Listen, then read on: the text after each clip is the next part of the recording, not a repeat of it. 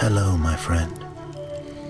Today I will tell you another long-forgotten legend. Close your eyes and let the magic transport you to Middle-earth. Our journey begins.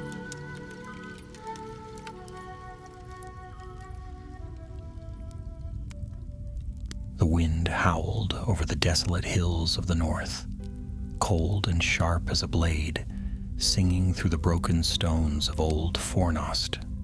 There where kings once sat in pride and battle horns had rung, only the crows remained, black-winged sentinels upon empty walls. Snow lay in quiet patches beneath the crumbling towers, and the stars blinked cold above a land long forgotten by the world of men. But something had begun to stir in the deep places of the ruined city. Beneath ancient arches worn with time, there came whispers. A red light, like fire seen through smoke, flickered among the shadows, and those who dared to come near, rangers or wanderers, did not return, or else they came back pale and half-mad, their eyes wide with fear, their words broken and strange. They spoke of a figure cloaked in shadow, tall and silent, bearing a staff that burned not with warmth, but with a flame that chilled the soul. A ghost, they said, a spirit from beyond the veil of death. Some called it a wraith. Others feared it was one of the Nazgul. But all agreed on one thing: it was growing stronger, far to the south, beyond the wild lands and over the misty mountains. News of these dark tidings reached Gandalf the White. Newly returned from the battle with the Balrog in the deeps of Moria, he had walked through shadow and fire, died, and come back, bearing not the gray cloak he once wore, but garments white as snow, a sign of his higher purpose. He stood upon a hill beneath the boughs of Lothlorien, listening to the wind carry whispers from afar. Galadriel had told him of it, a stirring in the north, of power once thought lost, returning in flame and madness. The wise had always feared that not all the ancient evils lay in the east. Some perhaps had simply been forgotten. Gandalf's eyes were grave, though his voice remained calm. "It is not the Witch King," he said softly to himself, "for he now rides with Sauron's will in the south, nor is it one of the lesser wraiths. This is older, stranger, something once of the light, now turned, a fallen star." He turned then, his white cloak trailing behind him like a banner in the wind. His horse Shadowfax waited nearby, the lord of all horses, proud and swift. Gandalf laid a hand upon his mane. "We ride north," he said, "to Fornost." And so he did. The road was long and bitter. The lands of Eriador were empty and silent, dotted with ruins of an age now past. Gondor's northern kin, the Dúnedain of Arnor, had once ruled here, but their kingdom had fallen centuries before. Only the rangers of the north remained, scattered, watchful, silent. Gandalf found them in a grove of pines beneath the moonlight. They did not question his coming. They knew the White Rider by sight and by tale, and many had followed him before. Their leader, a stern but noble man named Halbarad, bowed low. "You've heard, then," he said without preamble, "of the fire in Fornost?" "I have," Gandalf replied. "Tell me what you know." Halbarad nodded toward the campfire, where a younger ranger sat staring into the flames, his face pale. "Ask him." He saw it with his own eyes. The young man's name was Dirin, and his voice trembled as he spoke. "We were patrolling near the ruins," he said, "just two of us. The air was cold, too cold for summer. Then we saw the fire. At first, we thought it was a campfire or a signal torch. But when we drew near..." He swallowed, his hands clenching. It stood among the stones, cloaked in shadow. Its staff burned red like molten iron, but the fire gave no warmth. My companion called out, thinking it some lost soul, and then it turned. "What did you see?" Gandalf asked quietly. Diren looked up, and for a moment his voice was nothing but a whisper. "Eyes like coals, a voice like crackling wood. It spoke a name, I do not know it, but when it did, my companion screamed. He burst into flame just like that, as if the fire had leapt from the staff into his very soul." There was silence in the camp then, broken only by the sighing of the wind. Gandalf said nothing for a long while. Then he stood, and when he spoke, there was steel in his voice. "This is no mere ghost. This is a spirit of power, fallen and bound no longer by mercy or wisdom. I had feared this day would come."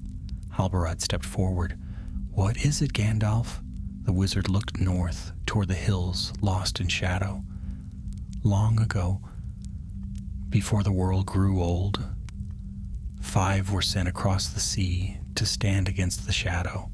5 Istari. I was one, so was Saruman. You know of Radagast, but there were 2 others sent into the east.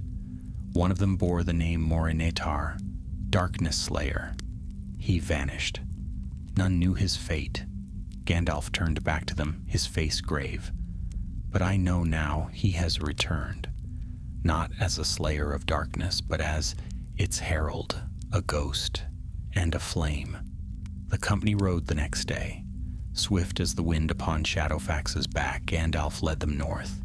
Hills rolled beneath their feet, and dark clouds gathered on the horizon.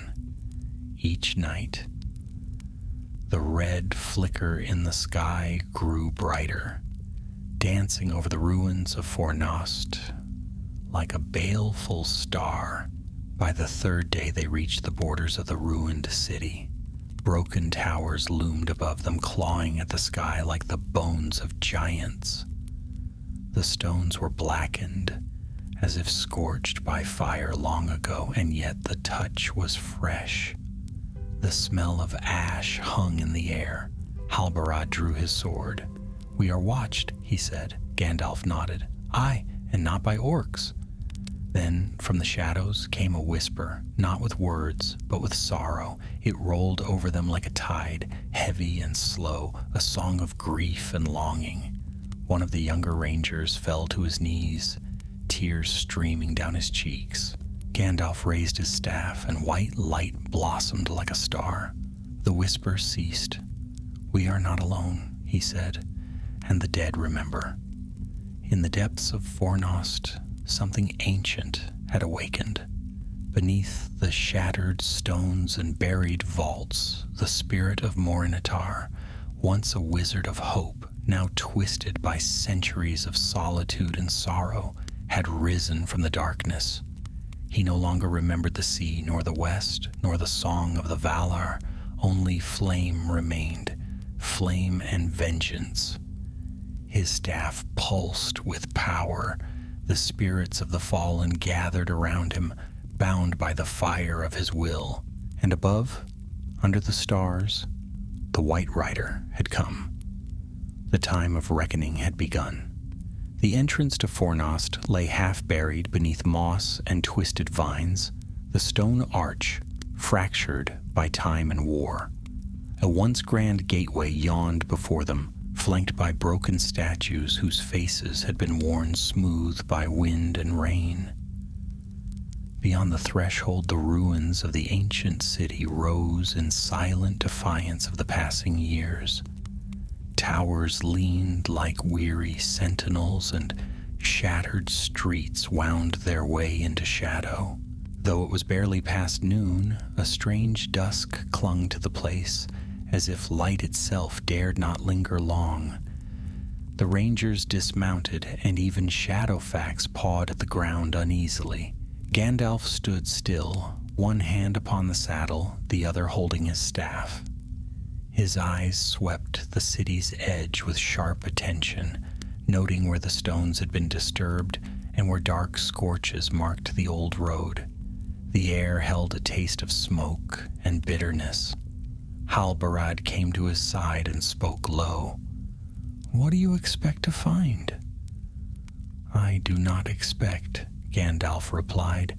"I prepare. There is something here, something awake, and it does not sleep easily." They moved cautiously into the outer circle of Fornost. The company passed through streets choked with rubble, over collapsed bridges, and past silent fountains filled with stagnant water. Every now and then a gust of wind would stir the dust, and a whisper would seem to follow in its wake. Wordless, yet filled with longing. No birds sang here, no squirrels darted among the stones. Even the weeds that grew in cracks of old walls looked gray and withered, as if starved of light. The rangers exchanged glances and tightened their grips on their blades, their eyes darting to every shadow. But Gandalf pressed on, led by a growing certainty deep in his chest, a pull, as though something in the ruins was calling to him, drawing him ever closer. At last they came to a wide courtyard near the heart of the city. Here the stones were scorched black, and the ground was littered with shattered bones. The remains of some long-forgotten battle lay tangled in dust. Rusted swords, broken helms, and shields, marked with the 7 stars of Arnor. Above them, the remains of a great hall towered crookedly, its roof collapsed, its doorway open like a gaping mouth. "This was the king's house," Halbarad murmured, "the throne of Fornost." Gandalf did not answer. He had stepped forward into the courtyard and now stood beside a great stone plinth where once a statue must have stood. At its base, blackened as though by fire, lay a single mark, a sigil, ancient and unfamiliar, burned into the stone like a brand. It was a spiral of flame encircling a falling star. "The mark of Morinitar," Gandalf said quietly. "Though I never saw it in life, I know it now. This is his doing." A sudden gust swept through the courtyard, and the shadows deepened. The air grew heavy, as though the ruins themselves held their breath. Then, without warning, a cry pierced the silence, high and thin, not human nor bird, but something between the two. It echoed from the broken walls, and the company turned as one, swords drawn, eyes searching. From the hall above came a flicker of red light. It glowed like an ember in the darkness, growing brighter with each breath. Then it moved, slowly, deliberately, toward the open doorway. "Back," Gandalf ordered. "Stay behind me." They obeyed, forming a half-circle around the courtyard's edge. Gandalf raised his staff, its white light blooming once more, bright and steady. The red light paused, as if sensing the presence of something that resisted it, then came forward again, no longer flickering but steady and bold. A figure stepped from the doorway. He was tall, taller than any man, and cloaked in tattered robes that once had been blue but now hung charred and gray. His face was hidden beneath a hood, but beneath it glowed eyes like coals in a dying fire. In one hand he bore a staff, long and straight, and from its tip burned a flame that gave no heat, only dread. He stopped at the top of the steps and for a moment said nothing. Then his voice rang out, low and strange, as though layered with echoes from far-off places. "You come at last, Olorin. They said you would." Gandalf's expression did not change, but his knuckles tightened around the staff. "Few call me that now. You are far from the east, Morinitar." The figure tilted his head, and for the first time laughter echoed from him. But it was not pleasant. It was dry and empty like leaves rustling over bones. "The east is ash," he said. "The west is blind. Only the north remembers." "You were sent to aid Middle-earth," Gandalf said sternly, "to guide the peoples in wisdom. What is this? Binding spirits, burning the dead? Is this your purpose?" "There is no purpose left," Morinitar replied. "Only memory and flame. I wandered for centuries, lost in a land of sand and silence. The men there built temples of gold and bone. They worshipped shadows and called them gods. I taught them fire, and they burned the world." His hand rose slightly, and the flame atop his staff flared brighter. "You speak of purpose as though it were a gift. It was a chain. I was not made to beg mortals for hope. I am Maya, servant of flame. I have cast off the lies of the West." Gandalf took a step forward, his own staff shining like starlight. "Then you are lost, and I will not let you awaken what lies beneath this city." Morinitar laughed again, this time with something like joy. "You think me mad, old friend? Look beneath your feet.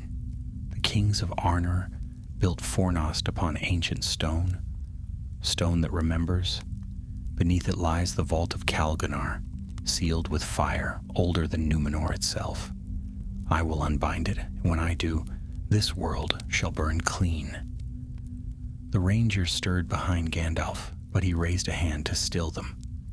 "You cannot control what lies beneath," he said. "It is not for us." Morinitar's eyes flared. "That is what they said when we were sent here. Always holding us back. Always whispering caution. But what have we gained from caution? A world ruled by a dark lord and a council of cowards. No more, Olorin. The ghost and the flame will rise, and you will not stop me." With that, he lifted his staff, and the fire leapt toward them. Gandalf raised his own in response, and the two flames met in midair, red and white, colliding with a thunderous crack that shook the stones. Light blazed through the courtyard, and the company was thrown to the ground. When the dust cleared, Morinitar was gone. Only the echo of his laughter remained, fading into the deep. Gandalf stood slowly, his face grim. "He is awakening the vault. We must go below." "And if he opens it?"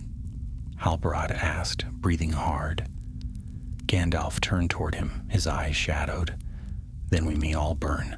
The light of Gandalf's staff faded slowly, its brilliance softening to a steady glow that bathed the courtyard in silver. Dust settled over the cracked stones, and the wind had fled, as if the land itself held its breath. The rangers rose cautiously, bruised but alive, eyes wide with fear and wonder. Halbarad glanced at Gandalf, waiting for a word, but the wizard was silent, gazing toward the ruined steps where Morinitar had stood moments before. Diren, the youngest among them, still trembled from the clash. "What was that fire?" he whispered, voice shaking. "It felt like it was inside my chest, like it wanted to tear the breath from me." "Not all fire brings warmth," Gandalf said at last. "Some burns the soul rather than the skin. Morinitar's flame is of the spirit, not the hearth. He has twisted what was once a gift into a weapon." The ranger nearest to the ruins pointed toward the collapsed doorway of the great hall.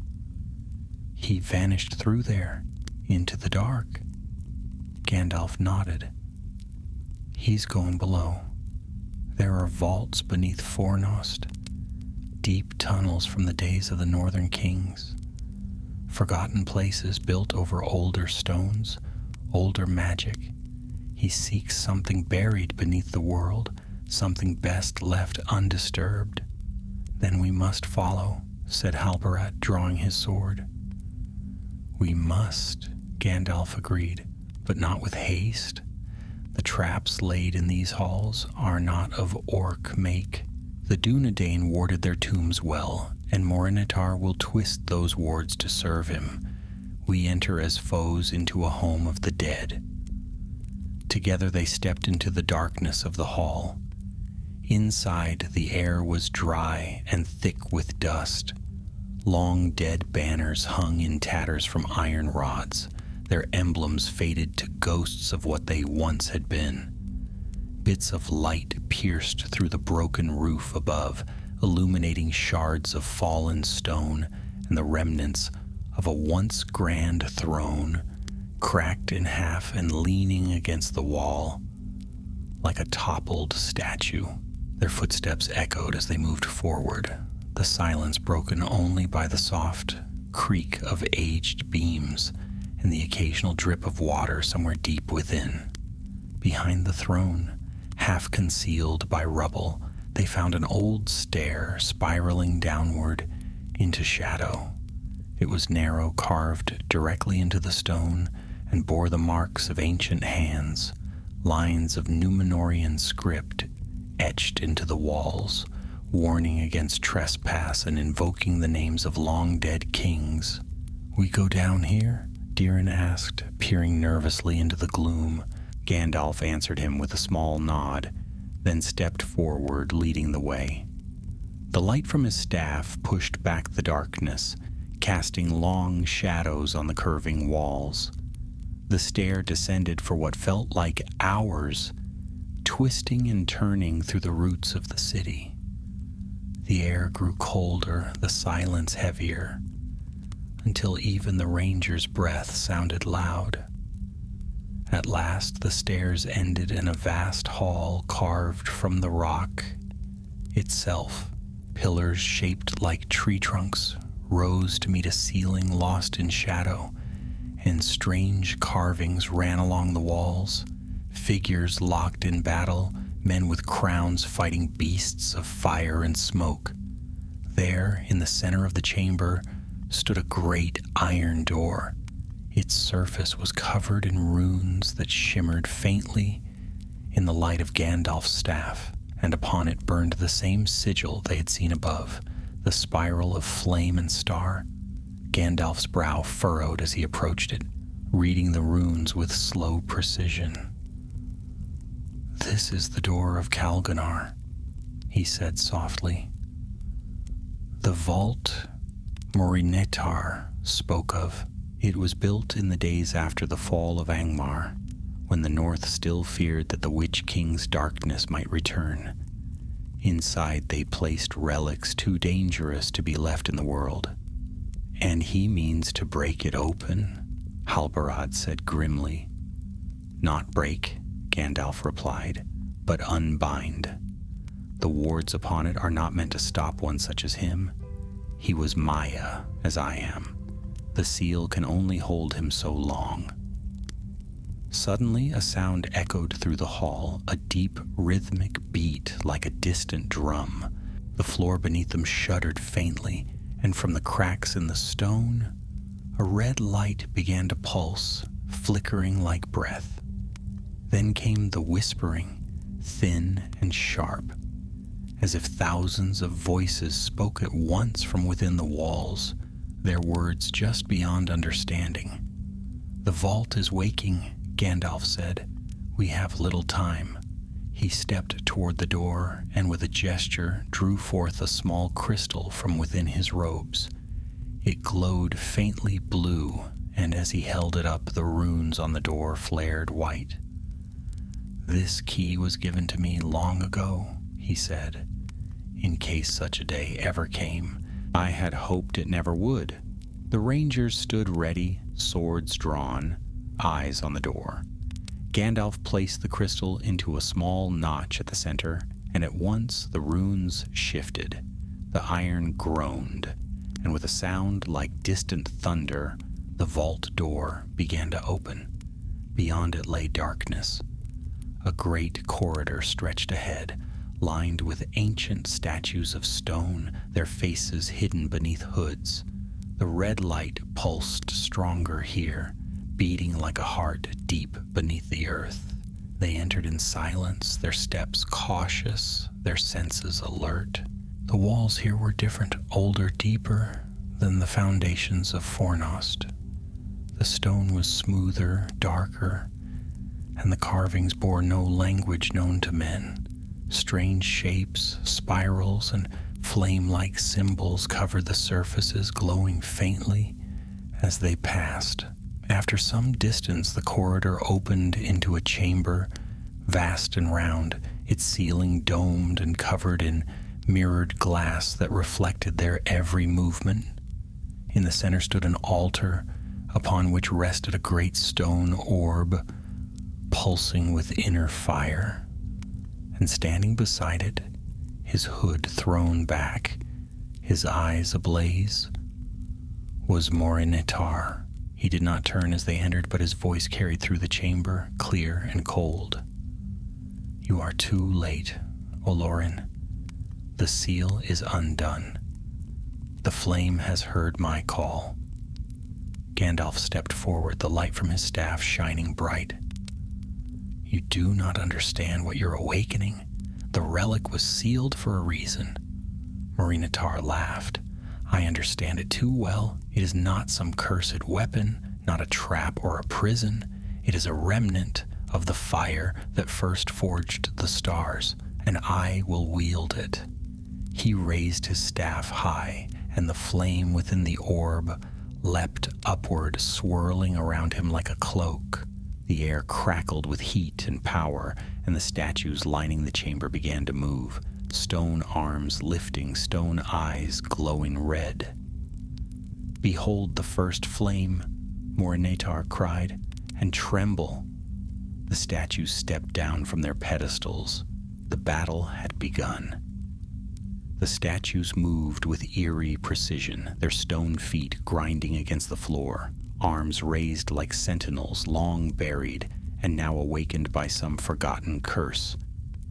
Each figure bore no weapon, yet power radiated from them, ancient and cold, as though they had stood in judgment since the dawn of days. Their faces, though still hidden beneath shadowed hoods, pulsed faintly with the same crimson light that swirled around Morinitar. Gandalf raised his staff, and the light from it surged outward, meeting the fire that rippled around the fallen wizard. The clashing forces struck the walls in arcs of brilliance, white and red, light and flame, causing the very stone to tremble. Dust fell from the domed ceiling, and the mirrored glass above fractured in long, jagged lines. "Hold your ground," Gandalf called, his voice cutting through the rising din like a bell through fog. The rangers did not hesitate. Halbarad led them into the fray, his blade flashing in the strange light. Though the statues were made of stone, their movements were swift, almost graceful. They struck with open hands, but each blow could crack a shield in two. Diren narrowly avoided a swing that shattered the flagstones at his feet, rolling aside and driving his dagger into a seam between the animated figure's shoulder and chest. The statue faltered, stumbled, then fell still, its body crumbling like dry clay. "They can be broken," he cried. "Strike at the joints," Halbarad ordered, ducking under a sweeping arm and hacking at a stone knee with a heavy swing of his sword. The enchanted statue groaned like bending wood and collapsed with a crash. Gandalf, meanwhile, moved directly toward Morinitar, his staff blazing with the light of the west. The fire-wrapped figure stood unmoved beside the altar, his eyes now twin brands of fury. His lips moved, and from them came a chant in no tongue spoken in Middle-earth, a deep, discordant melody that twisted the air like heat above a forge.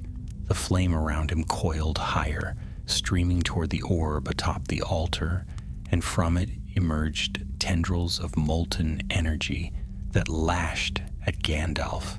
Gandalf countered with a sweep of his staff, sending a wall of light rushing forward. The two magics collided, and for a moment the chamber filled with deafening sound and blinding brilliance. One of the nearby statues exploded into shards, the fragments whistling past the rangers like thrown knives.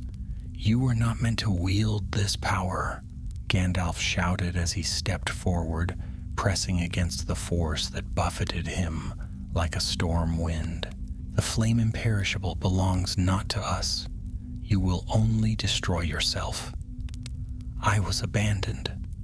Morinitar's voice rose above the roar, filled with bitterness and fury, sent into the east, cast into oblivion while the west turned its back. "I taught, I waited, I hoped, and was forgotten. But the fire never forgot me." As he spoke, his form began to shift. The ragged robes fell away, and his body glowed from within, as if the fire had begun to consume even his flesh. His skin cracked and shimmered with light, like a coal held too long in the forge. Yet his face, though now wreathed in flame, still bore the remnants of sorrow beneath the rage. The chamber buckled beneath their battle. Arcs of raw magic scorched the walls, and the altar itself began to crack. The orb trembled on its pedestal, flickering between light and shadow, as though uncertain of its master. Behind Gandalf, the rangers fought to hold back the last of the living statues. Halbarad knocked one aside with a shield blow and brought his sword down in a shower of sparks. Two others moved to guard Duran, who had taken a blow to the side and was struggling to rise. Even wounded, he kept his blade drawn and ready. With a cry, Gandalf surged forward, striking the floor with his staff. From its tip poured a stream of light that coiled upward, encircling the orb and forming a barrier of shimmering energy between it and Morinitar. The fiery tendrils hissed against the white light, unable to pass through. "I will not let you unmake what is still unbroken," Gandalf said, his voice low and steady now, the fury replaced by something older, something like sorrow. "You were my brother once, Morinitar. We came from the same light. Do not cast yourself into darkness for pride."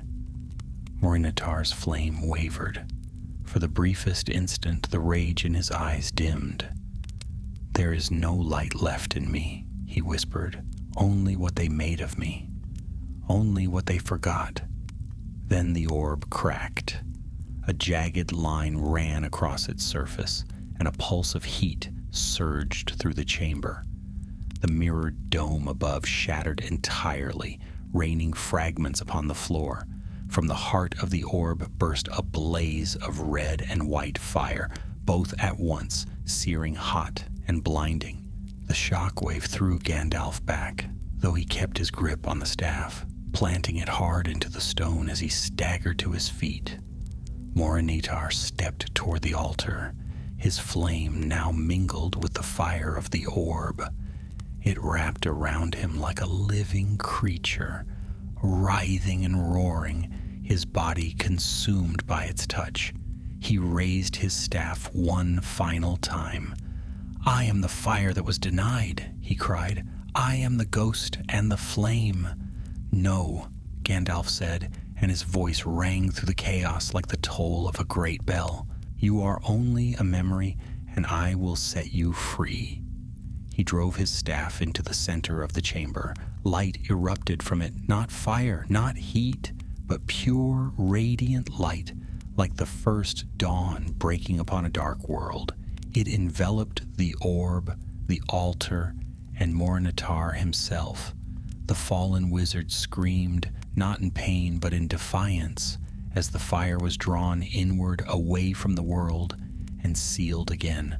The orb shattered, and Morinitar vanished within the light.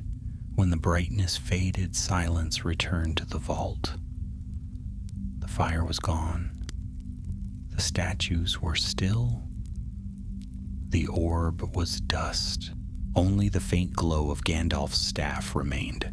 Halbarad helped Diren to his feet, and the remaining rangers gathered slowly, eyes wide and faces pale. "Is it over?" Diren asked, voice rough with pain. Gandalf stood beside the empty altar, his eyes closed for a long moment. Then he turned to them and nodded once. "Yes," he said softly, "for now." The chamber still whispered with the echo of vanished flame. Faint trails of smoke curled upward from the broken altar, vanishing into the shadows of the ruined dome above. Around it, fragments of the shattered orb lay scattered like bits of a darkened star, dim and lifeless now. Where Morinetar had stood, nothing remained. No ash, no sign of body or cloak, only a faint warmth that clung stubbornly to the air, as if the memory of his fire still lingered in defiance of the silence. The rangers stood motionless, uncertain whether to sheath their swords or hold them ready. Even the faint scuff of a boot seemed too loud in that stillness. It was Halbarad who first broke the quiet, stepping forward slowly, his eyes sweeping the chamber as if he still expected something to stir in the corners. When none did, he turned to Gandalf, his voice low. "Is he gone?" Gandalf did not answer at once. He walked to the remains of the altar and stooped, examining the scorched stone and the jagged edges where the orb had once pulsed. The crystal he had used to open the vault still glowed faintly in his palm. After a moment, he stood and looked at the others. "Not in the way you mean," he said at last. The fire that Morinetar bound to himself was drawn back into the deep places of the world. The vault's enchantments remain, though they are weakened. He is not destroyed, but he is sealed once more, and the relic that gave him strength is broken. Diren shifted uncomfortably beside one of the fallen statues. His wounds had been hastily wrapped in cloth, and he leaned on his sword for balance, though he kept his head high. "Then why do I still feel it? Like there's something here just out of reach." Gandalf's eyes darkened. "Because such power never truly leaves. It is not like fire in the hearth, which burns and is gone. This was a fragment of the flame imperishable, a memory of the light that first gave life to the world. No one can claim it, not for long. Not even one of the Maiar. Morinetar reached too far. He tried to take for himself what even the Valar do not wield freely." Halbarad sheathed his sword and crossed the chamber to stand beside Gandalf. His brow was furrowed, and there was a weight in his voice as he spoke. He blamed the West, said he was forgotten. "He was," Gandalf said quietly, turning toward the carved wall where the fire had once danced. "He and Alatar were sent into the east long ago, beyond the lands known to Gondor or the maps of the elves. It was their task to weaken Sauron's reach among the peoples far from the west, but none who dwell here ever heard their names again. I long thought them lost or dead, and now we know," Halbarad murmured. "Now we know at least part of the tale," Gandalf agreed. "He walked alone too long. The east is wide and time weighs heavily on those without company, even for the wise." He fell silent for a moment, lost in thought, then turned to the rangers. "We must leave this place. The vault should not be entered again. I will speak with Elrond and Galadriel. This hall must be sealed with greater power than I possess alone. If Morinetar's spirit stirs once more, it must not be here near the ruins of kings." They began their ascent from the depths of the vault, retracing their steps along the corridor where the red light had once pulsed. Now it was dark and still, and the statues they passed were no longer animated, but cracked and lifeless. The strange carvings on the walls had dimmed, and the air felt heavier, as if the ruin had exhaled a long-held breath. Though they carried torches, the shadows clung to every corner, reluctant to yield their secrets. The climb was slow. Diren, though wounded, refused to be carried and kept pace as best he could.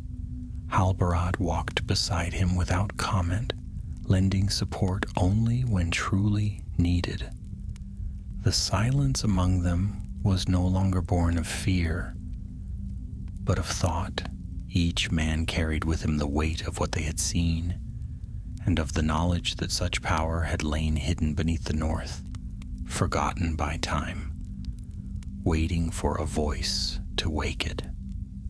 When at last they emerged into the ruins of Fornost, the sky had changed.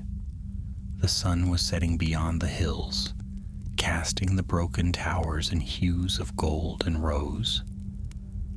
The wind had returned, sweeping gently through the open streets, as though nature herself were reclaiming the city in the wake of the fire's departure. The rangers took their rest near the edge of the ruins, setting a small camp in the lee of a ruined wall. No fire was lit. Gandalf sat apart from the others, his gaze distant, the white staff across his knees. His thoughts wandered far, across the years, across the sea, to times long buried beneath the dust of ages. He thought of Kurumo, now Saruman the traitor, who had once stood proud among the wise. He thought of Iwendil, gentle Radagast, who'd gone to the forests and never returned. And he thought of Alatar, the other blue, whose fate remained unknown. Of 5 that had come, only 1 remained in the light. "You are too quiet, old friend," Halbarad said as he approached. "Even for you." Gandalf looked up, a trace of a smile tugging at the corner of his mouth. There are times when silence is better company than speech. Halbarad sat beside him, stretching his legs and glancing toward the darkening sky. "What will you tell Elrond? That a ghost nearly unmade the north?" "I will tell him the truth," Gandalf said. "That Morinitar returned as a warning. That even among the wise, the flame of pride can burn out the light of purpose, and that no power, however well intended, may be wielded without cost." Halbarad considered this for a moment, then shook his head slowly. "It's a wonder any of us still stand." "We stand," Gandalf replied, "because we must." The stars emerged one by one, twinkling over the ancient stones of Fornost. Somewhere in the distance an owl hooted, and the wind carried with it the scent of pine from the hills.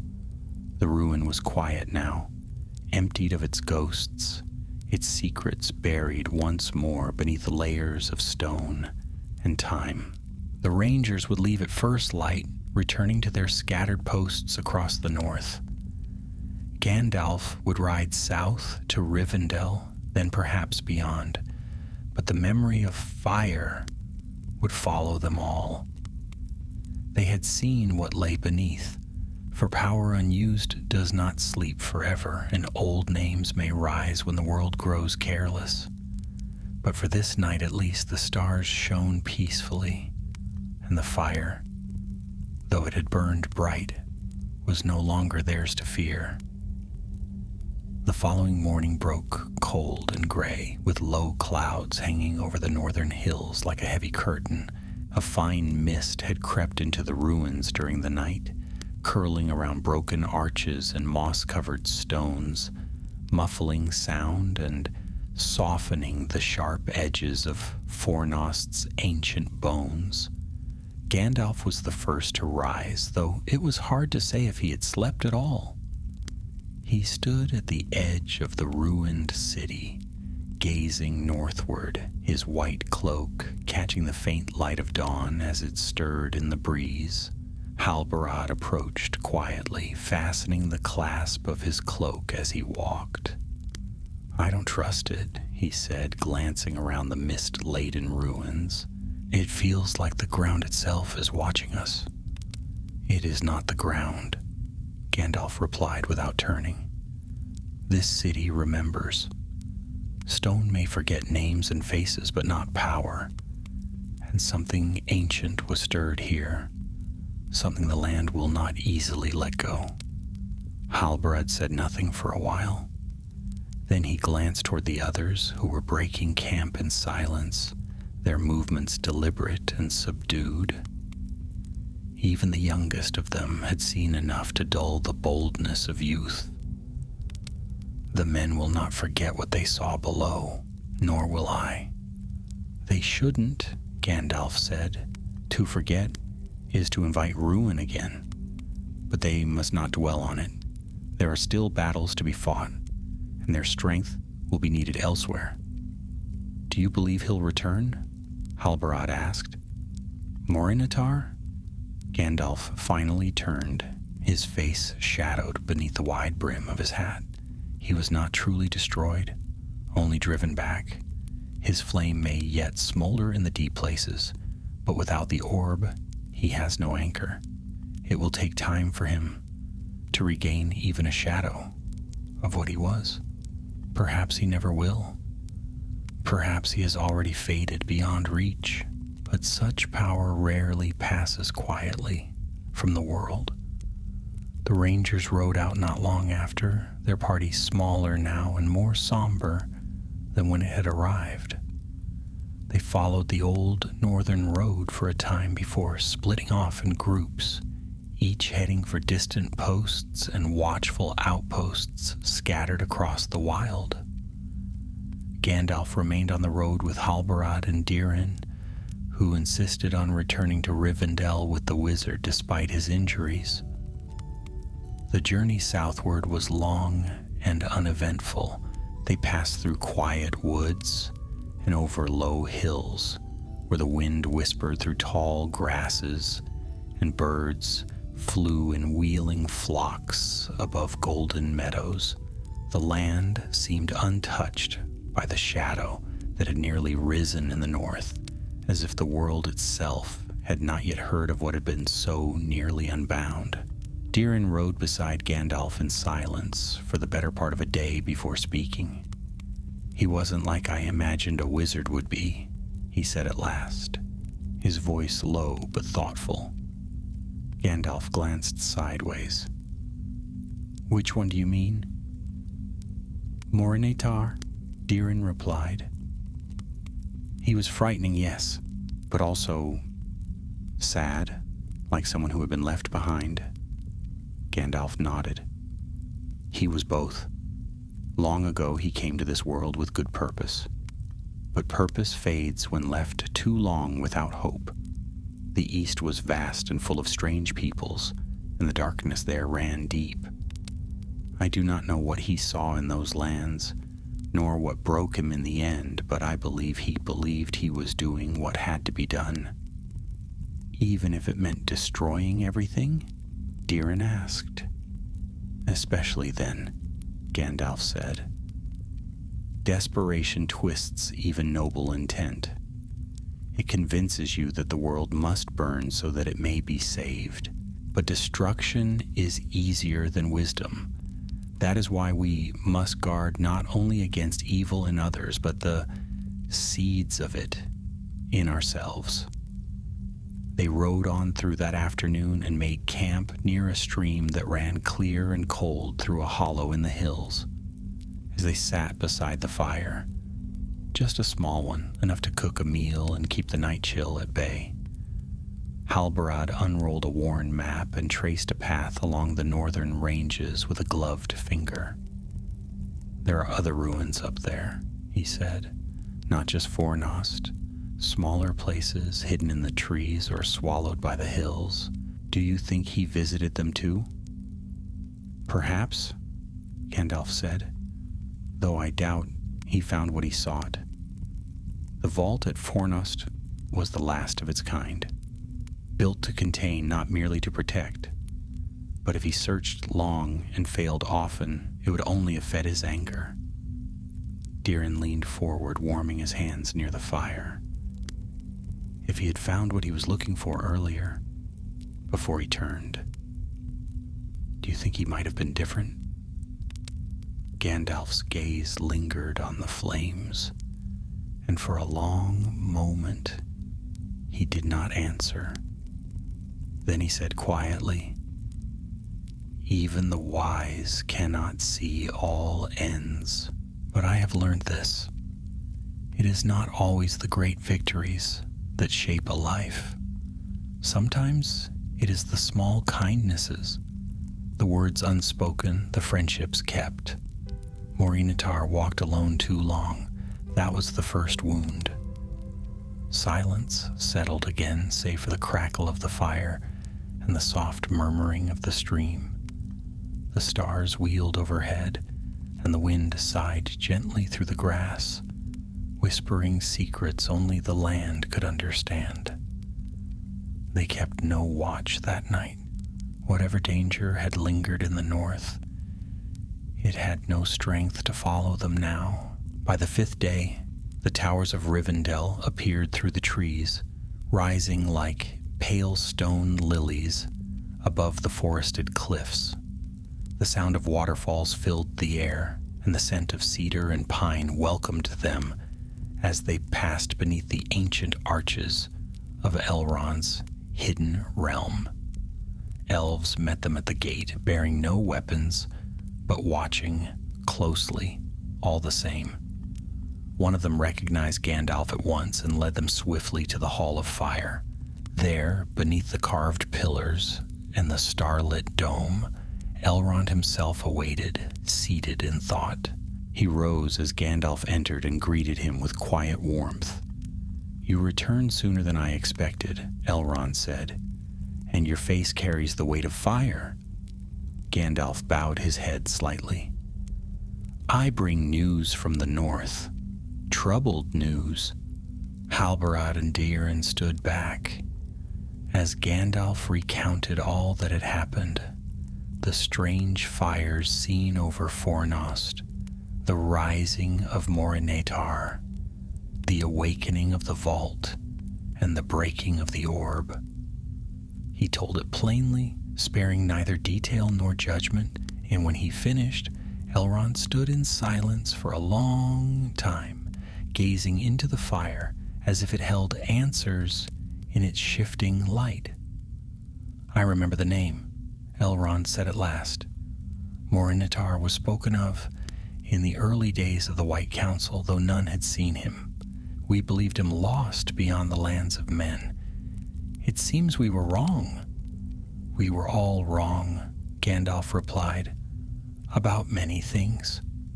Elrond's gaze shifted to the young ranger, who stood straight despite the fading bruise on his cheek. "And this one? He fought bravely," Gandalf said, "as did all. The Rangers held their ground when flame itself rose to strike them. Without their aid, I may not have returned at all." "Then the North still holds strong," Elrond said softly, almost to himself, "and that is a comfort." A servant came then to lead Halbarad and Diren to rest, and Gandalf remained with Elrond long into the night.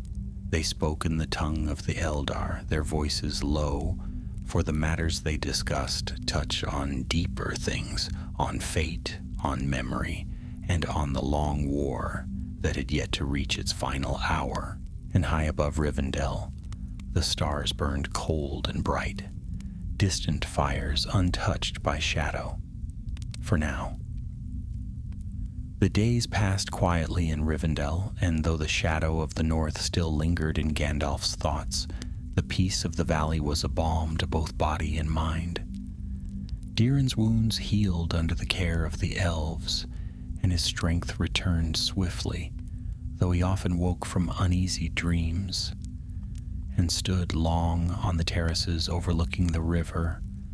Silent and thoughtful, Halbarad stayed close, not only to ensure the young ranger recovered, but to listen for any further word of unrest beyond the valley.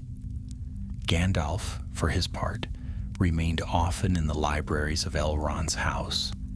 He pored over scrolls and ancient volumes, searching for fragments of knowledge long forgotten or scattered across ages.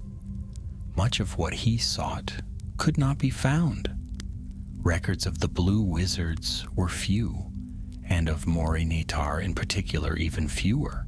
Yet in the margins of a brittle Númenórean manuscript, he found a single passage written in a fading script, describing a Maya cloaked in azure flame, walking east beyond the Sea of Rune. It offered no answers, but it confirmed what Gandalf had already come to believe. Morinitar had indeed passed through the lands far beyond Gondor's reach, beyond even the lands of Rune and Khand. What he had seen there, what he had become, was something no parchment could explain. The East had changed him, and in that slow transformation, the light within him had dimmed until only fire remained. One evening, as golden light pooled along the floor and cast long shadows through the open arches, Gandalf sat with Elrond on a balcony overlooking the falls. The sound of rushing water below filled the quiet between their words. "I wonder," Elrond said, sipping from a small silver cup, "if we were right to send them." Gandalf didn't answer at once. He sat still, his staff resting against the stone balustrade beside him, and watched the river twist through the valley like a silver serpent. At last he said, "They were chosen for their strength, for their wisdom, but even the strong may break when they walk alone too long. I see that more clearly now than ever before." Elrond turned his gaze eastward. "And the other, Alatar?" "I do not know," Gandalf admitted. "Perhaps he fell as well, or perhaps he vanished before he could. Either way, he is beyond our reach." They sat in silence for a while longer before Gandalf rose. "I will leave in the morning," he said. "There is still work to be done in the south, and I fear Saruman has not been idle in my absence." "You go to Rohan?" Elrond asked, though he already knew the answer. "Yes, and from there perhaps to Gondor. The storm Sauron is gathering will not wait. He senses the end drawing near." "And you?" Elrond asked quietly. "Do you sense it too?" Gandalf turned toward him, and for a moment there was a fire in his eyes. Not the destructive flame of Morinitar, but something older and steadier, like the heart of a forge. "I do," he said, "and I will meet it whatever form it takes." At dawn, Gandalf made ready to depart. Shadowfax was brought to him by the elves, gleaming in the morning light like a creature out of legend.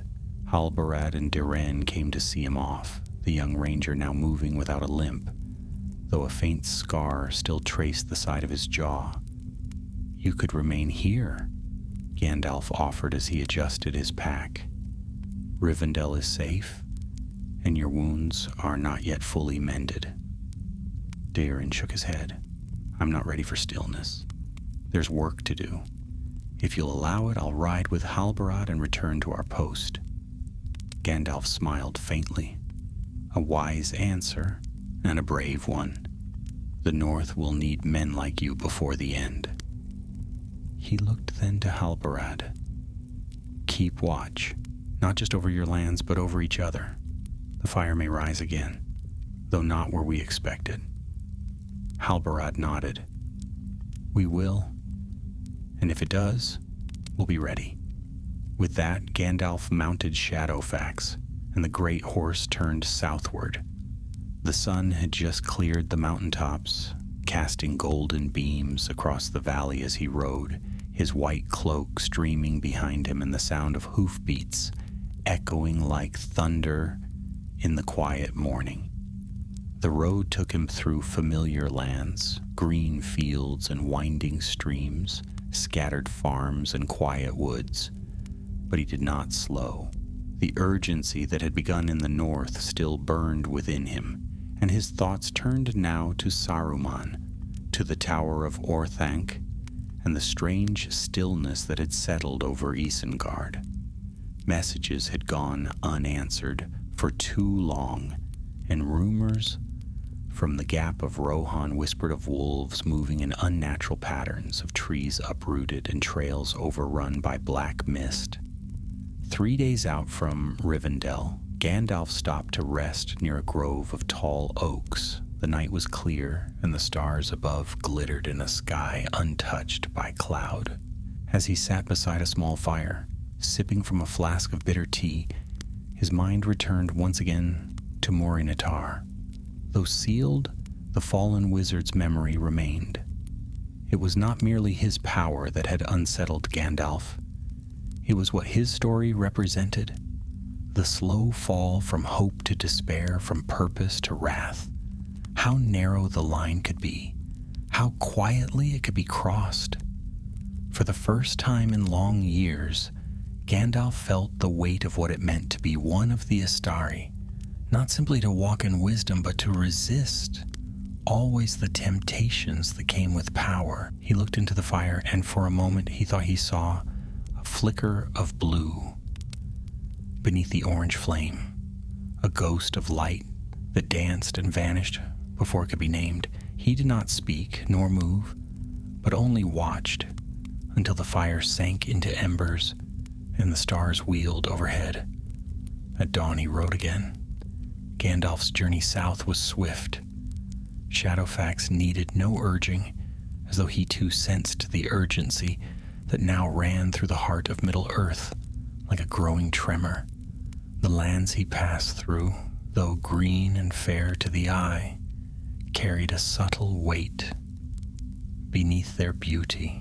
The skies were watchful, the forests held their breath, and even the birds flew with a wary swiftness, never lingering long in one place.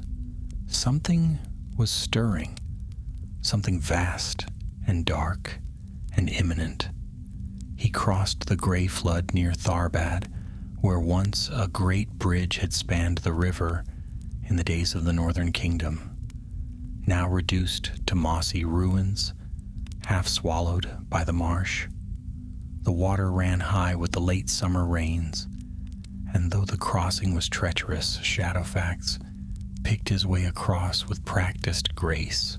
On the far side, the land began to rise and roll gently toward the feet of the misty mountains, and the paths grew quieter. No carts moved here, no voices echoed in the hills, and even the scent of smoke from distant chimneys was absent. By the 7th day of his journey, Isengard rose in the distance, its dark tower gleaming under a waning moon. Orthanc stood tall and stark among the stone circle of the ring of Isengard, its black spire untouched by time or weather. From afar it seemed unchanged, but as Gandalf drew closer, he saw signs that troubled him. Trees had been felled in great number beyond the walls. Where once woods had grown thick with pine and birch, only stumps remained, their roots torn from the earth as if by claws. The river that once flowed bright around the vale was dammed, its course twisted to feed hidden tunnels beneath the rock, and rising above it all was a silence too deep for peace. Gandalf passed beneath the outer gates, which opened without word or watcher, and entered the hollow at the heart of the ring. Here, the stone causeways that led to Orthanc were choked with machines. Black wheels and iron arms, some still half-built, others groaning with slow mechanical motion. The earth had been scarred and smoke seeped from hidden vents in the rock. He dismounted, casting his gaze up at the dark tower. No one came to greet him. He waited near the base of the tower for some time, staff in hand, watching the glint of red light that flickered in one of the upper windows. At length, he turned towards the great doors of Orthanc, which remained closed. Curunir, he called, using the old name that only a few still remembered. Saruman the Wise, do you open your house no longer? A voice answered, but not from the door. It came from above, drifting down on the wind like smoke. You come with heavy footsteps, Mithrandir. The trees whisper of your passing. Have you come to question me again? Gandalf stepped back, looking up. I come seeking counsel, not conflict. There are fires stirring in the north, flames of forgotten names. One of our own has fallen. There was a long silence. Then Saruman spoke again, his voice still calm, but thinner now, as though it passed through iron slats or thickened glass. So the wind has brought word at last. I wondered how long it would take. Morinitar was always a curious one, too much heart, not enough strength. You knew? Gandalf said, narrowing his eyes. You knew he had returned? I suspected, Saruman replied. I felt it some months past, a pressure in the far air, like heat before a storm. But I had other concerns. You should have spoken, Gandalf said, his voice harder now. He nearly unmade the north. He awakened a power buried beneath Fornost. The flame of the vault was real and terrible. Is it so? Saruman answered lightly. And did you contain it, as the Valar surely hoped you would? I sealed it again, Gandalf replied, but the seal will not last forever, and the vault was never meant to be disturbed.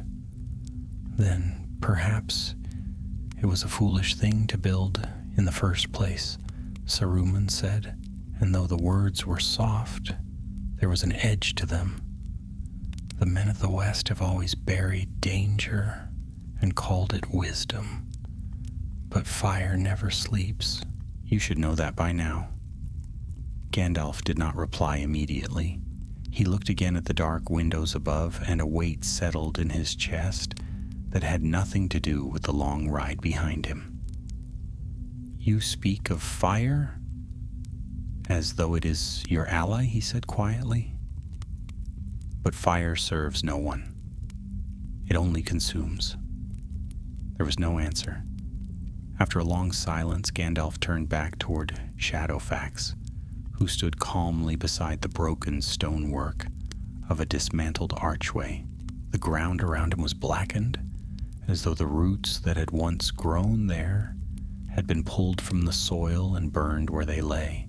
No birds sang in the trees beyond. In fact, there were no trees left at all. As he mounted, a final word came down from the tower. You are always welcome, Gandalf, Saruman said, though there was no warmth in the words. But take care not to bring the ashes of dead fires with you. Some of us are building anew. Gandalf did not reply. He turned his horse southward, toward the plains of Rohan, and rode beneath a sky growing steadily darker. Behind him, the tower loomed still, silent once more, and the black smoke of unseen furnaces curled higher into the evening sky.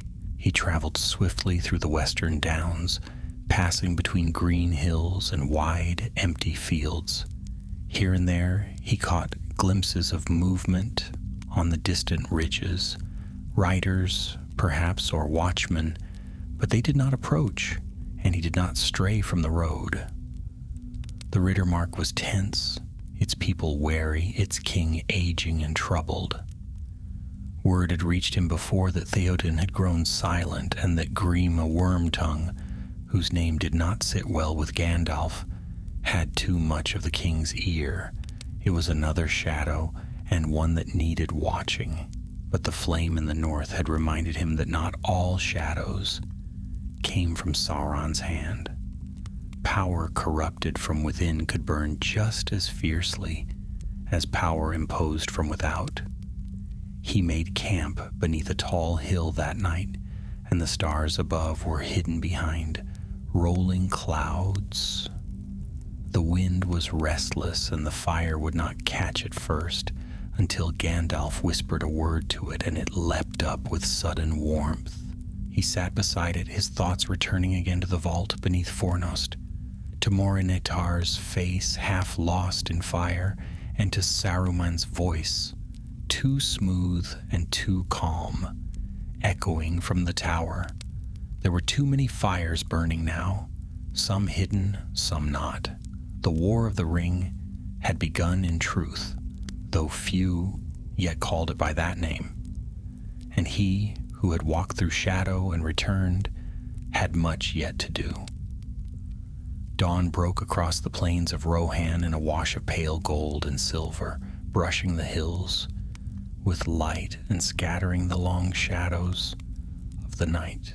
Gandalf stood at the crest of a low ridge, the hem of his cloak caught in the wind, watching as the sun rose beyond the eastern horizon. Below him, the grasslands stretched wide and wild, touched by the first warmth of morning. The road to Edoras lay ahead, winding like a ribbon between the rolling hills, and far off in the distance, barely visible against the sky, stood the golden hall of Meduseld, its roof glinting faintly with gilded light. Shadowfax waited nearby, still and alert, as though listening for a sound beyond the wind. Gandalf ran his hand lightly down the horse's mane before mounting. They set off at a swift pace, but not so fast as to tire, for the miles ahead were long, and the weight of unseen things pressed heavier with each league they rode. By midday, the green hills gave way to broader plains, and the silhouette of Edoras sharpened. As they climbed the long slope leading to the gates of the hill city, Gandalf's eyes narrowed. The air had changed. The banners along the battlements hung limp, as though the wind itself had been turned away. And the guards at the gate stood listlessly, their spears upright but their eyes dull. There was no joy in their faces, no curiosity at the sight of a stranger on a white horse riding so boldly to the king's hall. Only the weariness of men who had long ceased to hope for news worth hearing. He reined in at the base of the stairs and dismounted. The guards made no move to halt him as he climbed, though one gave a glance toward the hall before muttering, "He will not see you." "We shall see," Gandalf said quietly, and without waiting for permission, he ascended the final steps to the great doors of Meduseld. The hall within was dim. Tall pillars rose like tree trunks to the high rafters, and the carved golden roof above glittered faintly in the gloom.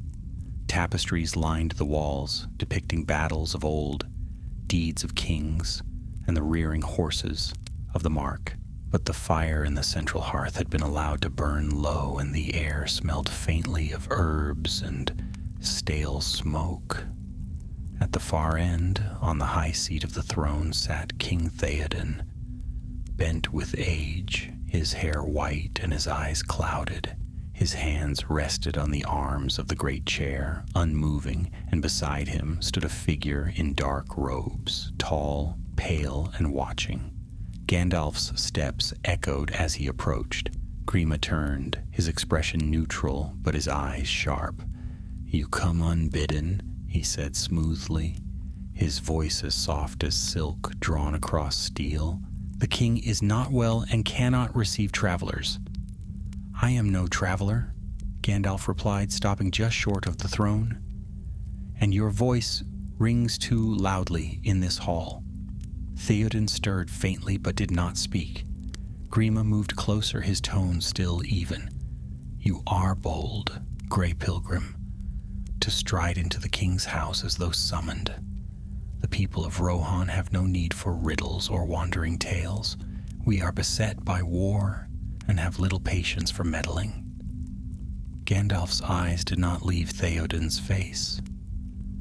Your king is ensnared, he said.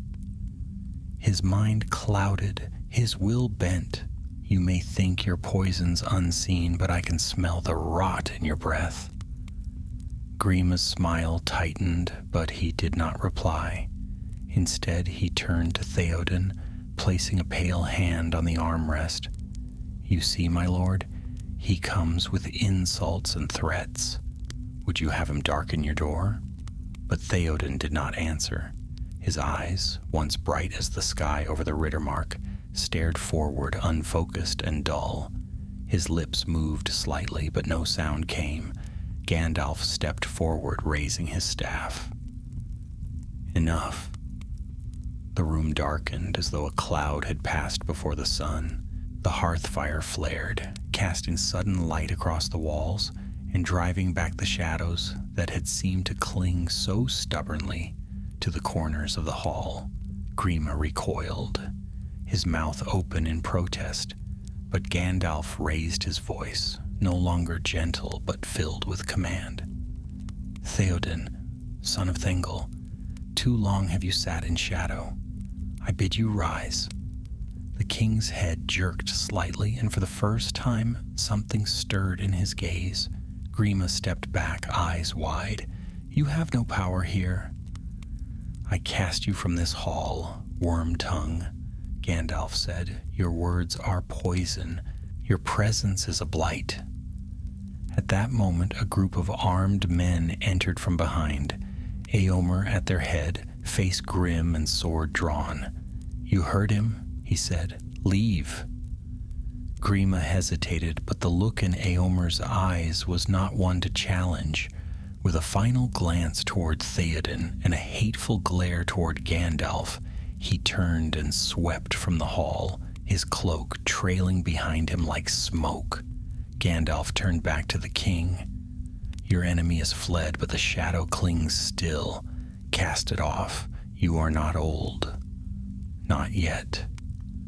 Theoden drew a slow breath, his hand clenched faintly on the arm of the throne.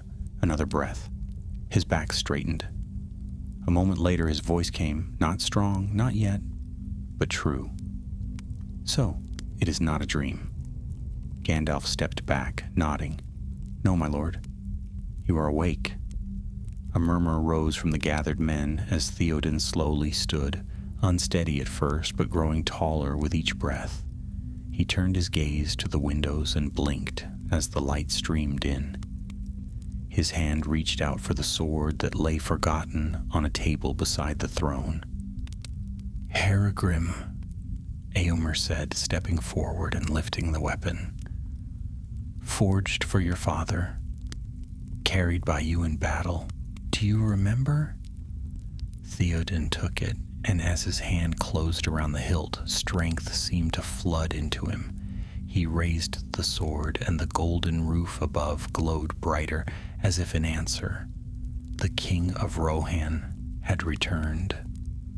Later that evening, as the wind stirred the grass of the plains, and the golden hall once more filled with light and music, Gandalf spoke privately with Éomer near the watchtower above the stables. The sun had dipped low, casting long shadows across the valley. You have done much for us, Mithrandir, Éomer said. But I sense you are troubled still. There is always another shadow, Gandalf said. I came from the north, where a fire nearly broke the bones of the world. A fallen wizard, long thought lost, sought to awaken what should have remained buried, and I fear Saruman may follow the same path, though he hides it behind smooth words and cold logic. You think he is in league with the enemy? Éomer asked. I think he believes himself wiser than all, Gandalf replied, And that is the most dangerous belief of all. Below them Theoden stood among his people, his voice clear once more, as he spoke of riding to war, of defending Rohan's borders, of driving back the darkness. For the first time in long days, Gandalf felt the faint flicker of hope, but he knew it would not last forever, not while so many flames still burned in secret. The next morning, the air over Edoras rang with the sound of hooves, steel, and raised voices as the riders of Rohan prepared to march. The king had summoned his household guard, and word spread swiftly through the mark that Theoden was restored. Horns were polished, armor unearthed, and swords honed on whetstones by hands that had long grown restless, waiting for a call to action. At the foot of the hill, horses were being saddled in rows, their breath steaming in the chill dawn. The city, once still and subdued, now stirred like a waking lion. Gandalf stood near the stables, watching the golden banners ripple in the wind, his face unreadable beneath the brim of his wide gray hat. Though the king's revival had brought hope, and the sun now shone more boldly over the Riddermark, the shadow that pressed upon his thoughts had not lifted. Saruman's words still echoed in his memory, subtle, polished, and false, the voice of a mind turned inward, convinced of its own wisdom, deaf to all warnings. He turned as Theoden descended from the hall, clad in mail of silver and green, hair grim, sheathed at his side. He no longer walked as a man near the end of his days, but as a king born anew, though lines of care remained on his brow. Beside him strode Eomer, his eyes bright and fierce, and behind them followed a guard of warriors, clad in the proud livery of the House of Eorl. "Will you ride with us, Gandalf?" Theoden asked, his voice clear in the cold air. "Not today," Gandalf replied. "Your road leads to the west, to Helm's Deep, and the gathering of your people. Mine turns east. There is still work to be done in Isengard." Eomer looked sharply at him. "You mean to confront Saruman?" Gandalf nodded. "He must be made to answer for what he has done and what he is becoming. The path he treads leads not to wisdom, but to ruin. He has closed his eyes to the west and opened his gates to shadow." The king's expression darkened. "I trusted him once, as did many. He spoke of balance, of order, of resisting Sauron's spread through reason and craft. But his words no longer ring true. Because he no longer believes them," Gandalf said. "His mind is fixed upon the fire, not the kind that gives light, but the kind that devours." They spoke no further of it.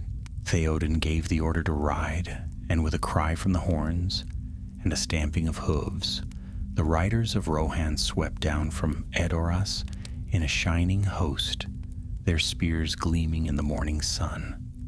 Gandalf watched until they vanished over the green hills, a golden tide flowing westward. Then he turned and mounted Shadowfax, setting his face once more toward the Black Tower.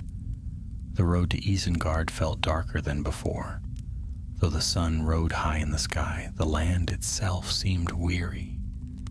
The trees were fewer here, the grass thinner, and the silence deeper.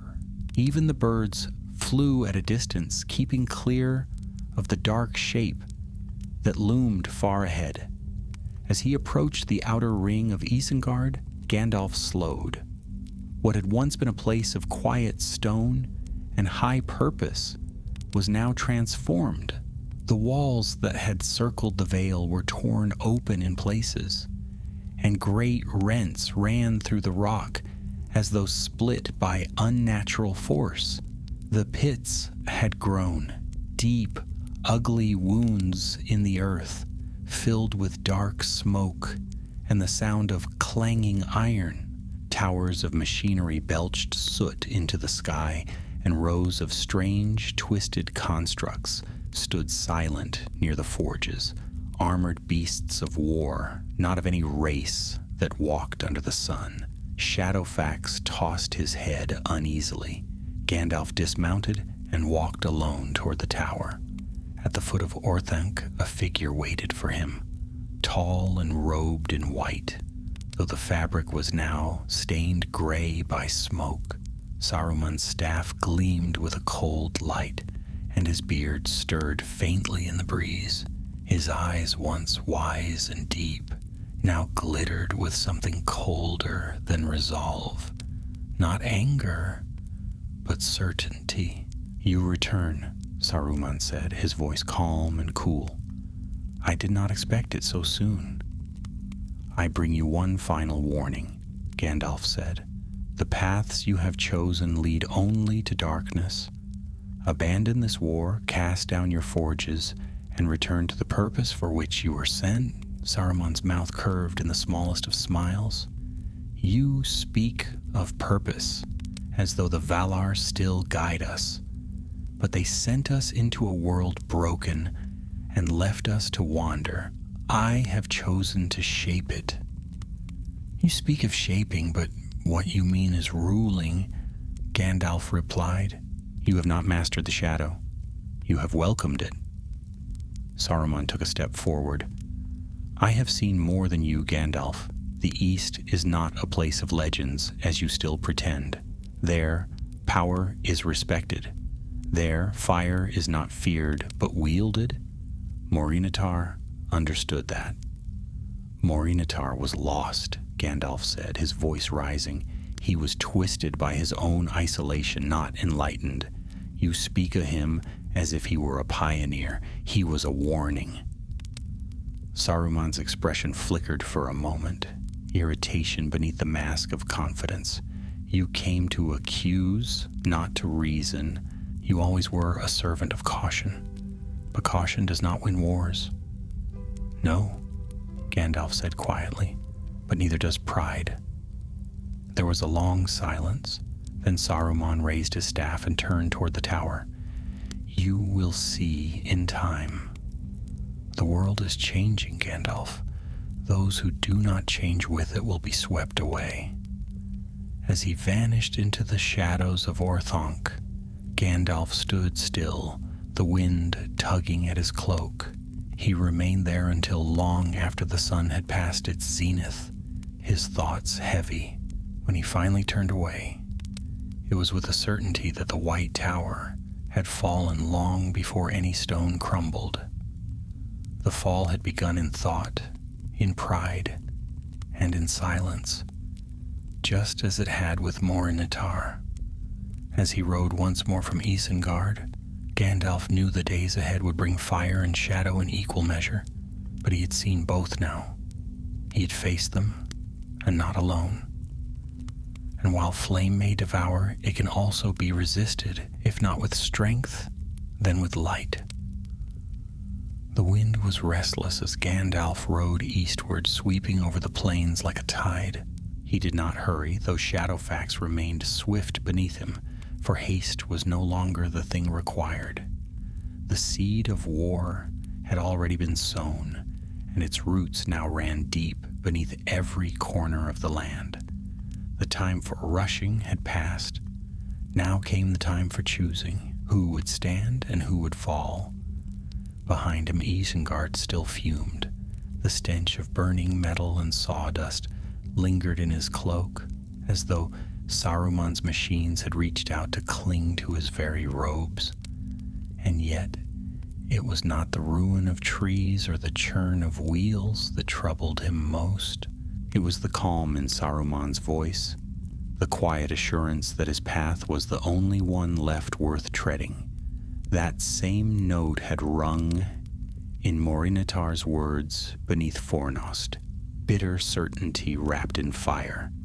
Gandalf's thoughts turned northward once more as he made camp near a circle of standing stones, half sunk in moss. The land here was old, its hills gentle but vast, and the stars above stretched wide and clear. The rangers of the north still patrolled these regions, though unseen, and he took quiet comfort in knowing that not all had forgotten the old ways.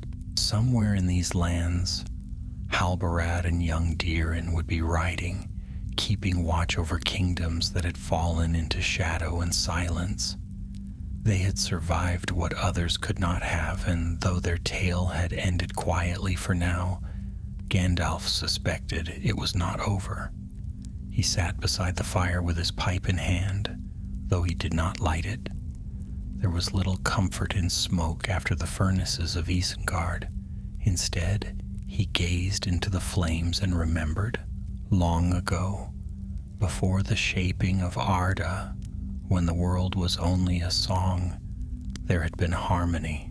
The Valar had sung together, weaving light and form into the void, but even then, fire had found its way into the music. Beautiful at first, then wild, then cruel. And when the world was made, fire had come with it. Not just the flame of the hearth or the molten rivers beneath the mountains, but the fire of thought and pride. It was that fire that had kindled Melkor's rebellion. It was that fire that had smoldered in Sauron's forge, and now it had touched even the wise. Morinitar, Saruman, names once whispered with respect, now cloaked in shadow. One had been broken by solitude and sorrow, the other by pride and calculation. Both had reached for power they thought they could control, and both had been undone by it. Yet neither had been born to darkness. They had chosen it, slowly, silently, and without knowing the moment when they had crossed the line. Gandalf stirred the fire absently with a stick. He thought of the others, Radagast, far away in his woods, harmless but increasingly distant from the world of men and war, and Alatar, whose fate remained hidden, swallowed by the far east. Had he fallen as well? Or had he simply faded, forgotten even by the wind? Of the 5 who had come across the sea, only Gandalf remained fully in the world, still walking the roads, still speaking to kings and guardsmen alike, still holding to the purpose for which they had been sent. But how long could one flame last alone? He was not like Saruman, nor Morinitar. Their strength had always been tied to knowledge, to secrets and designs. Gandalf had chosen a different path, quieter and more patient, though no less burdened. He had walked among the free peoples of Middle-earth not as a master, but as a guide, and perhaps that was the difference. He had never sought to command them, only to help them find the strength they already possessed. The fire crackled low. Dawn was still hours away, and the sky had deepened to a velvet blue.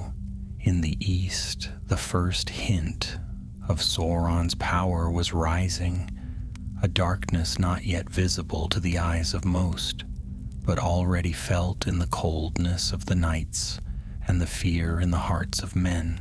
The ring was still abroad, and Frodo, the small and steady hobbit, was moving toward danger no less great than the vault beneath Fornost.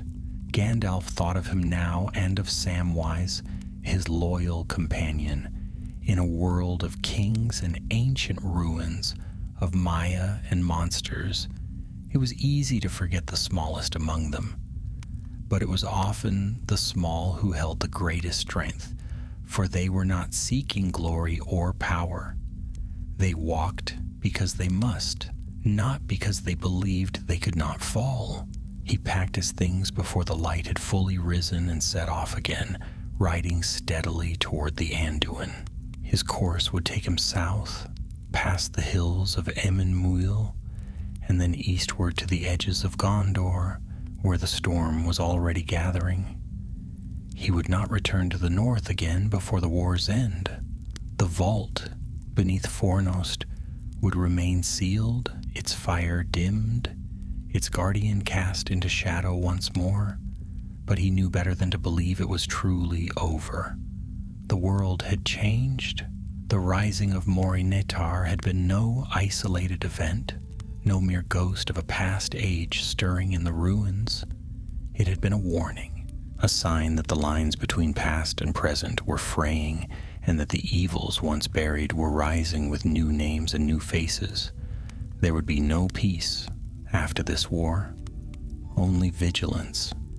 At midday he stopped by a stream and let Shadowfax drink. The air was fresh here, untainted by smoke, and the hills were alive with birdsong. It reminded him of the Shire, not in appearance but in spirit. A place not yet touched by the great wheel of fate. He sat by the water, letting his thoughts grow still, and allowed himself one brief moment of peace. He knew it would not last. There was a fire coming, a final fire that would sweep across Middle-earth like a windstorm across dry leaves. And when it passed, the world would be changed forever. Kings would rise or fall. Towers would crumble, rings would be lost or found. And when it was over, the task of rebuilding would begin. Gandalf rose, brushing dust from his cloak, and mounted Shadowfax once more. The sun hung low behind him now, casting long shadows across the land. But ahead, though the road was hard and the path uncertain, the light had not yet failed. The river ran wide and swift, beneath a sky dappled with drifting clouds, its surface catching the pale light of afternoon like polished glass. Gandalf stood beside the bank of the Anduin, his cloak stirred gently by the breeze, watching as the water moved past in endless procession. Behind him, the lands of Rohan stretched far into the west, and before him, Gondor waited, proud and silent, as yet untouched by open war. Though the storm hovered near, the wind carried a faint scent of smoke and ash from the east, not enough to sting, but enough to remind him that the air would not stay clean for long.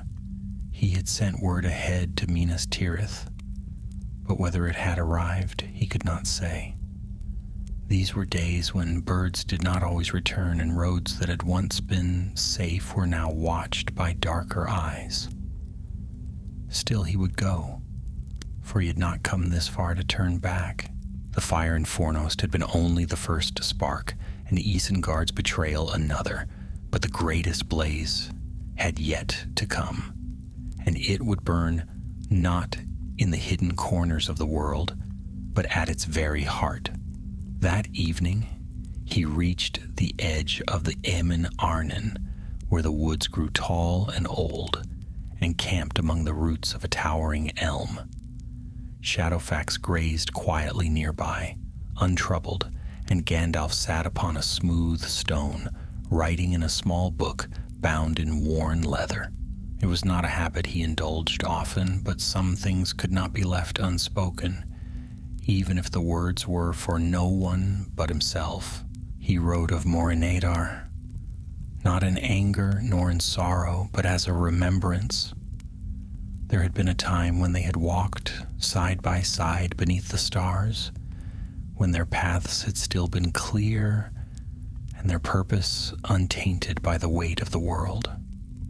He remembered Morinitar's laughter, his sharp wit, and his fierce desire to understand the peoples of Middle-earth. He had not begun in flame. That had come later, much later. The book closed with a soft thud, and Gandalf set it beside him. He sat long in thought beneath the tree, his gaze fixed upon the dancing firelight. He knew well enough that his own end was not so far now, not in the manner of men, with death creeping quietly in the night, but in the passing of his time. The signs were all around him. The age of wizards was closing, the age of men beginning to stir. Already the ring-bearer walked the long road eastward. Already choices were being made that would reshape the world. When sleep came at last, it was dreamless. The next day brought clearer skies and kinder winds.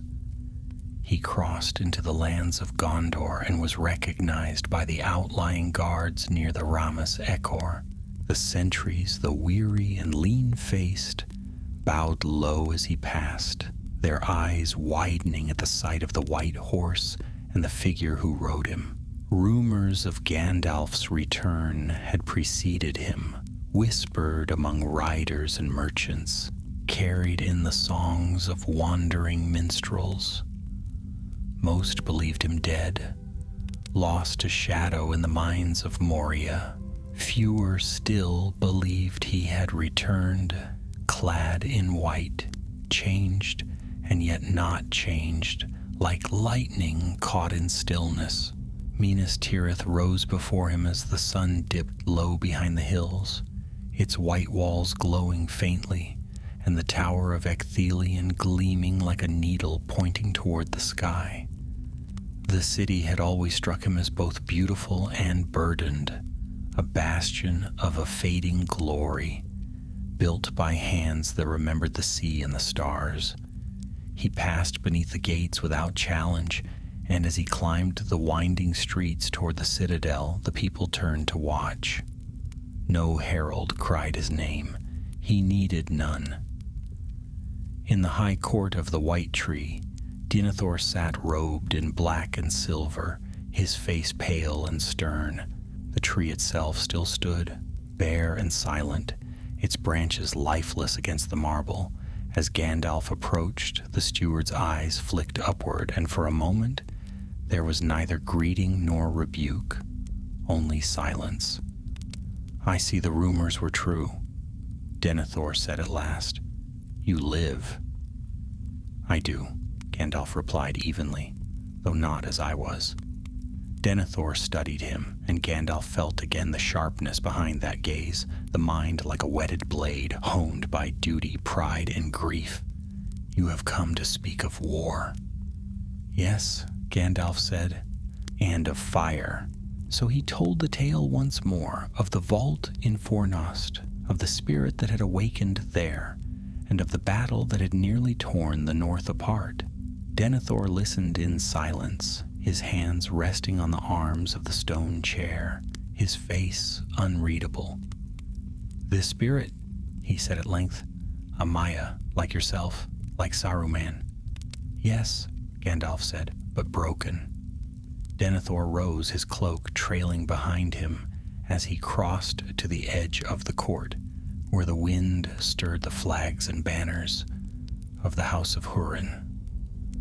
"The world shifts around us, Gandalf. Old powers rise, walls crumble, and now you tell me even the wise are not immune to madness." "No," Gandalf said softly, "they never were." The steward did not turn. "Then tell me, Mithrandir, why should we trust you?" "Because I have stood in shadow and chosen the light," Gandalf answered, "not once, but always, and I have not turned away from what I was sent to do." Denethor was silent, then nodded once. "Then speak your counsel, and we shall see what may come of it." That night, as the stars returned to their places in the heavens, Gandalf stood upon the wall of the city, looking eastward. Fires burned on the horizon, tiny pinpricks of red in the distance, but growing.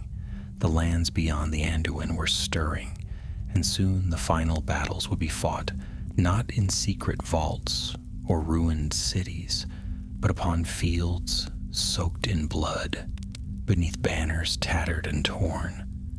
He thought again of Morinitar, of Saruman, and of the thin line that separated wisdom from ruin. Fire could light the way, or it could consume everything it touched. The choice had always been the same. A breath of wind tugged at his cloak. Somewhere far away, a horn sounded faint and sad. He closed his eyes. The ghost and the flame had passed for now, But Middle-earth was not yet free of fire.